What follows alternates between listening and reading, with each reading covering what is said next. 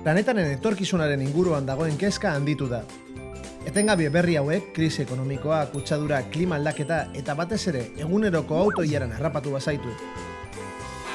Zenolako ezintasuna, Hala ere, gure ohituretan aldaketa txiki bat egiteak desberdintasuna marka dezake.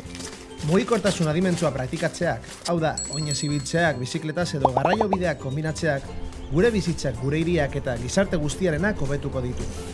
Mugikortasun adimentsuak lanpostu asko sortzen ditu eta hazkunde ekonomikoa dakar. Garraio publikoak adibidez, Europar Batasuneko 2 milioi pertsonari ematen dio lana. Eta 150 milioi euro batzen ditu urtea. Gainera, balioztatu da, gaur egun bizikletaren sektoreak 650.000 pertsonari lanaldi osoan ematen diera lana. Eta txirrindularien zenbatekoa bikoizteko gai izango bagina, zenbateko 1 milioi bat baino gehiagora igoko litzateke.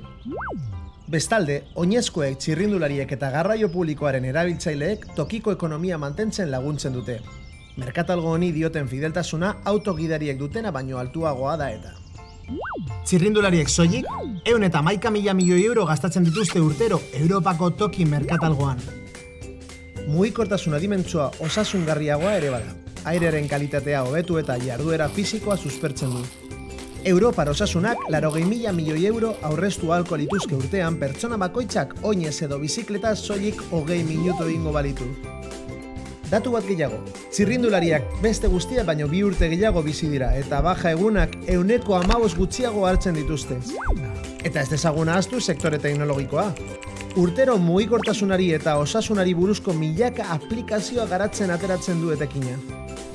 Bada gehiago pentsatu gabe, garraio iraunkorrean inbertitzeko sasoia. Aukeratu mugikortasun adimentsua eta egin gure ekonomia indartsuagoa. Bilbao, mugikortasunaren aste Europarra.